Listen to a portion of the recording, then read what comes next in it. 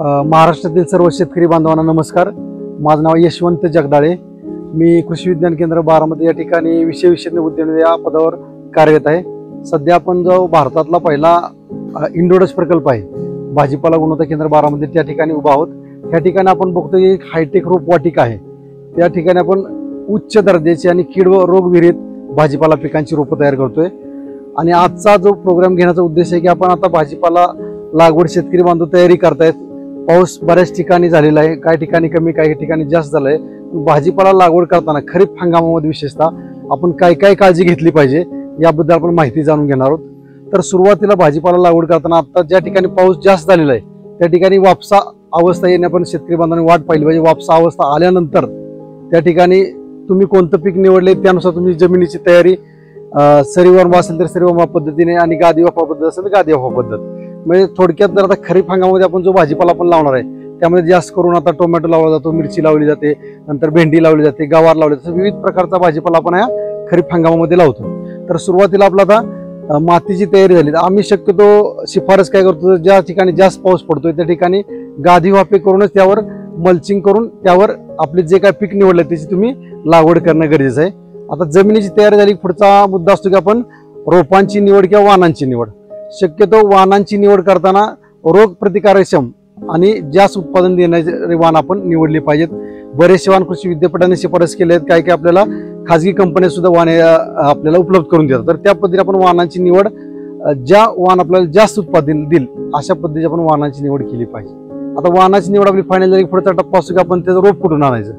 आता जुन्या पद्धतीमध्ये किंवा आता सुद्धा बरेच शेतकरी बांधव मातीमध्ये भाजीपाला रोपं तयार करतात, पण आपण कृषी विज्ञान केंद्र बारामती किंवा आमची शिफारस अशी असते की स्वतः रोपं न करता आपण जी काही हायटेक रोपवाटिका आहे, ज्या रोपवाटिकेमध्ये जे माध्यम म्हणतो लागवड माध्यम कोकोपीट असेल किंवा जी रोपं तयार करायची पद्धत आधुनिक आहे किंवा आपण डच तंत्राने आपण रोपं तयार करतो, तर तशा पद्धतीचे तुम्ही रोपांचा वापर केला पाहिजे।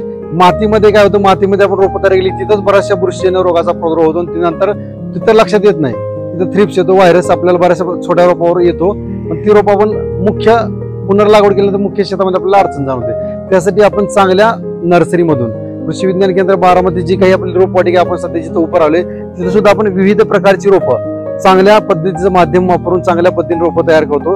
हे सध्या तुम्ही आता रोप बघता, हे आता टोमॅटोचं रोप आहे। आता तुम्ही बऱ्याच नर्सरीमधून तुम्ही रोपं घेता, त्या ठिकाणी तुम्ही आता कपाचं साईज बघता, ते गोलाकार कप असतात। आता आपण हे नेदरलँडचे काही तंत्र इथं वापरून हे रोपं तयार करतोय, इथं आपण आयताकृती कप वापरतोय। तुम्ही बघा इथं आयताकृती कप वापरल्यामुळे त्याची खाली मुळे जास्त मुळे पांढऱ्या मुळ्यांची ग्रोथ जास्त, त्यांनी जरी मुळे जास्त वाढली तरी सरळ वाढतात। मग अशा पद्धतीचं रोपं की ते मॅक्झिमम 3 ते 4 पानावर असेल आणि कमीत कमी 4 आठवड्याचं असेल अशा पद्धतीचं रोप आपण पुनर्लागवडीसाठी वापरलं पाहिजे। आणि दुसरं हे पुनर्लागवड करताना सुद्धा आपल्याला त्याला लागवडी अगोदर त्याला कीटकनाशक आणि बुरशीनाशकाची प्रक्रिया करूनच लागवड केली पाहिजे। कीटकनाशक म्हटलं तर त्याला एक इमिडाक्लोप्रिड म्हणतो आपण आणि दुसरा आहे ते कार्बेंडेजिम। दोन्ही इमिडाक्लोप्रिड 10 ml प्रति लिटर आणि कार्बेंडेजिम 10 ग्रॅम प्रति लिटर असं 10 लिटर पाण्यामध्ये मिक्स करायचं। रोपं 4 ते 5 मिनिटं त्या पाण्यामध्ये बुडवून ठेवायचे आणि नंतर आपण पुनर्लागवड केली की आपल्याला जास्त किडीचा रोगांचा प्रादुर्भाव दिसत नाही। आता रोपांची लागवड केली, पुढचा महत्वाचा टप्पा असतो की आपल्याला खत व्यवस्थापन असेल किंवा त्यामध्ये पाणी व्यवस्थापन असेल।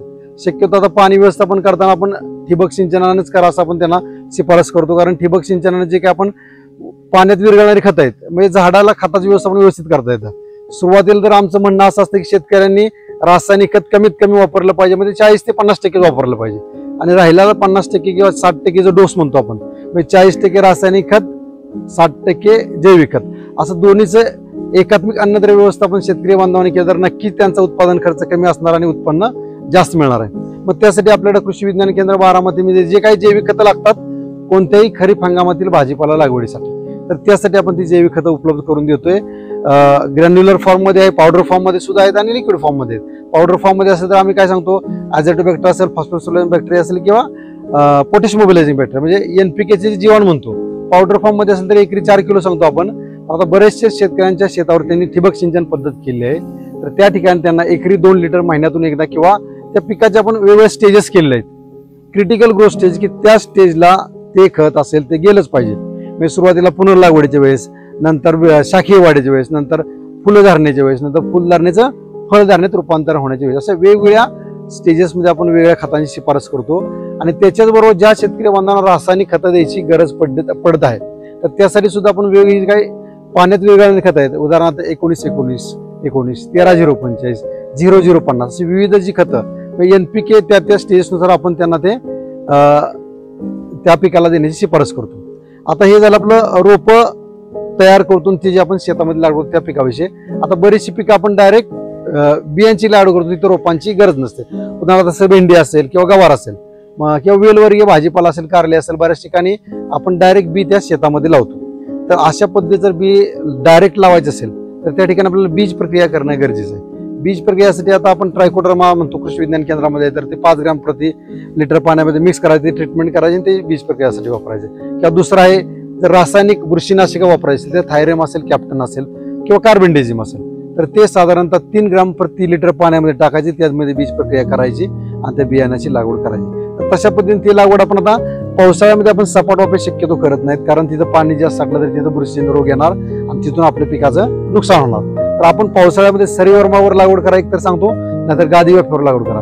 तर अशा पद्धतीनं तुम्हाला खरीप हंगामामध्ये लागवड करताना काय काळजी घ्यायची, आपण आता काय काय बघितलं. सुरुवातीला आपण जमिनीची तयारी बघितली, नंतर रोप नर्सरीमधून घेतली तर तिथं अजून दुसरी एक महत्वाची काळजी काय आहे की तुम्ही पावती घेणं गरजेचं आहे. ज्या नर्सरीमधून तुम्ही रोपं घेणार आहे किंवा डायरेक्ट नंतर काय होतं, एखाद्या वेळेस आपले रोप टोमॅटोचे एखादं वाण तुम्ही निवड केलं असेल पण रोप वाटिकेमध्ये एखादा तुमचा वाण बदलला तर तुम्हाला तक्रार करायची किंवा तुमचं नुकसान भरपाई करण्याची असेल किंवा एखादं काय होतं नर्सरी धारकाची काही चूक नसते, बऱ्याच वेळा काय होतं कंपन्यामधूनच त्यांचा लॉट खराब असतो. मग ती अडचणीमध्ये आपल्याकडे जर पावती असेल तर त्या पावतीच्या बेसवर आपण जे काही आपलं नुकसान होणार आहे ते नुकसान भरपाईची थोडीशी आपल्याला शासनाकडून मदत मिळू शकते. आणि दुसरं असतं की जर आपण डायरेक्ट बियाणं जर आपल्या शेतामध्ये लावलं भेंडीचं असेल तर त्या पावती किंवा जे पाकिट असेल जोपर्यंत आपल्याला त्या झाडाला फळं लागत नाहीत, म्हणजे भेंडीला भेंडी लागत नाही तोपर्यंत तुमच्याकडे ती पावती आणि ते पाकिट आपल्याकडे जपून ठेवायचं, जेणेकरून भविष्यात जर आपल्याला त्या भेंडीला भेंडी वेगळी लागली, कीड आलं किंवा लागलीच नाही तर अशा पद्धतीची जर आपल्याला तक्रार करायची असेल आपल्या कृषी विभागाकडे असेल किंवा कोणतेही शासनमान्य जो काही विभाग आहे त्या किंवा आपल्याकडे ग्राहक निवारण मंच असतो तर तिथे तक्रार करायची असली तर आपल्याकडे काहीतरी कागद लागतो, त्या कागदाच्या मार्फत आपले जे काही नुकसान होणार आहे ते नुकसानाची भरपाई आपण घेऊ शकतो. तर अशा पद्धतीनं चांगलं रूप घेतलं, तुम्ही जैविक खतांचा वापर केला. आणि विशेष करून अजून एक खरीप हंगामामध्ये काय होतं की बऱ्याच वेळा टेम्परेचर कमी जास्त होतं. टेम्परेचर आपण काय म्हणतो की 32 डिग्री 34 डिग्री पर्यंत कोणताही भाजीपाला व्यवस्थित वाढतो, पण तेच जर टेम्परेचर जास्त वाढलं तर त्या पिकामध्ये व्हायरस येतो. आता बऱ्याच लोकांना किंवा शेतकरी बांधवांना कन्फ्युज होतं की व्हायरस आला की मग नक्की कसा आला, ती नक्की कोणाची चूक. तर आम्ही कृषी विज्ञान केंद्र बारामती मार्फत शिफारस अशी करतो की सुरुवातीला ज्या ठिकाणाहून तुम्ही रोपे घेणार आहेत तर ती रोपं तुम्ही चांगल्या नर्सरीमधून किंवा कृषी विज्ञान केंद्रात नर्सरीमधूनच घेतली पाहिजेत की ज्या ठिकाणी आता तुम्ही स्ट्रक्चर बघता आपण जमिनीपासून उंच 2.5 फूट, जमिनीपासून हाईट 2.5 फुटावर आपण रोपं ठेवले आहेत. म्हणजे ह्याची मुळं जरी जास्त वाढली तर मुळं ह्याची जमिनीमध्ये जात नाहीत. तुम्ही आता खाजगी रोपवाटिकेमध्ये ज्यावेळेस तुम्ही जाता तुम्ही बघताय खाली डायरेक्ट संपर्क त्या मातीशी कुठे येत नाही, हवा खेळती राहते, पिकांच्या मुळांची वाढ चांगली होते आणि आपल्याला फवारणी करताना हवा खेळती राहिल्यामुळे ते कीड आणि रोगांचा प्रादुर्भाव काय होत नाही. आपण घेतानाच काळजी तशी घेतो. खाजगी रोपवाटिकेमध्ये तुम्ही कोणत्याही रोपवाटिकेमध्ये जावा महाराष्ट्रामधल्या की तिथे ती रोपं वीडमॅटवर ठेवलेली असतात, तर वीडमॅटवर रोपं ठेवल्यानंतर तुम्ही ज्यावेळेस तुम्ही ट्रे उचलता म्हणजे तुम्ही असा ट्रे उचलला तर ह्या बाजूने ट्रे उचलला तर ही मुळं तुमची मुळं वाढलेली असतात, ती मुळं पूर्णपणे वीडमॅट मधून जमिनीत जातात. मग जमिनीत गेलं की तिथून त्या मुळांना बुरशीजन्य रोगांचा प्रादुर्भाव होतो, पिथियम असेल किंवा फ्युजेरियम असेल. तर हे टाळण्यासाठी तुम्ही चांगल्या नर्सरीमध्ये रोपं घेतली तर तो पुढे व्हायरस येत नाही आणि व्हायरस येऊ नये म्हणून आपण वेगवेगळे कीटकनाशक बुरशीनाशकाची साधारणतः सुरुवातीला एक 15 दिवसातून एक फवारणी घेणं गरजेचं आहे. कृषी विज्ञान केंद्रामध्ये एक जैविक कीटकनाशक आहे, जी पांढरी माशी असते ती पांढरी माशी व्हायरससाठी कारणीभूत असते. तर साधारणतः 5 ग्रॅम प्रति लिटर तुम्ही व्हर्टिसियम लिकॅनाचा स्प्रे घेऊ शकता किंवा प्रिव्हेंटिव्ह म्हणून येऊ नये म्हणून आपण निंबोळी तेल आझारडेरिटिन असतं ते सुद्धा तुम्ही 3 ml प्रति लिटर पाण्यामध्ये मिक्स करून व्हायरस येऊ नये म्हणून फवारणी करू शकता. आता कृषी विज्ञान केंद्राने एक दुसरं तंत्रज्ञान काढलं आहे ते म्हणजे आपण भाजीपाला कलम तंत्रज्ञान. आता आपण पाहिलं की पावसाळ्यामध्ये किंवा जर एखाद्या नर्सरीचं व्यवस्थापन व्यवस्थित नसेल तर त्या रोपाची मुळं जमिनीमध्ये जातात आणि जमिनीमधून त्याला विविध बुरशीजन्य रोगांची लागण होते, उदाहरणार्थ पिथियम आणि फ्युजेरियम. तर हे जी काय अडचण शेतकरी बांधवांना येते या बुरशीजन्य रोगाची असेल किंवा जमिनीत काही सूत्र कमी होतात, त्यासाठी भाजीपाला गुणवत्ता केंद्र कृषी विज्ञान केंद्र बारामतीने गेले 5 वर्ष काम करून जे भाजीपाला कलम तंत्रज्ञान हे टेक्नॉलॉजी नेदरलँडच्या मदतीने आपण इंट्रोड्यूस केलेली आहे. त्यामध्ये आपला रिसर्च पूर्ण झाल्याने गेल्या 5 वर्षापासून महाराष्ट्रातल्या विविध शेतकऱ्यांना आपण भाजीपाला कलम तंत्रज्ञान वापरून विविध वाहनांची रोपं तयार करून देत आहे. त्यामध्ये टोमॅटो देतोय, वांगी देतो, मिरची देतो, कलिंगड आणि खरबूज. म्हणजे शेतकरी बांधवांना ज्या ज्या पिकाची अडचण किडीपासून होते किंवा रोगापासून, विशेषतः ही जे तंत्रज्ञान आपण वापरतो ते जमिनीतल्या येणाऱ्या रोगासाठी आणि जमिनीतून जे काय अबायोटिक स्ट्रेस म्हणतो, एखाद्या पिकाला खत कमी पडलं, पाणी कमी पडलं तर त्याला सामोरं जाण्यासाठी ही टेक्नॉलॉजी आपण भाजीपाला गुणवत्ता केंद्र, कृषी विज्ञान केंद्र बारामतीनं आपल्याला शेतकरी बांधवांसाठी आणलेले आहे. आता हे थोडक्यात आपण माहिती घेऊ की भाजीपाला आतलं ग्राफ्टिंग तंत्रज्ञान म्हणजे काय. तर हे तुम्ही रोप बघताय.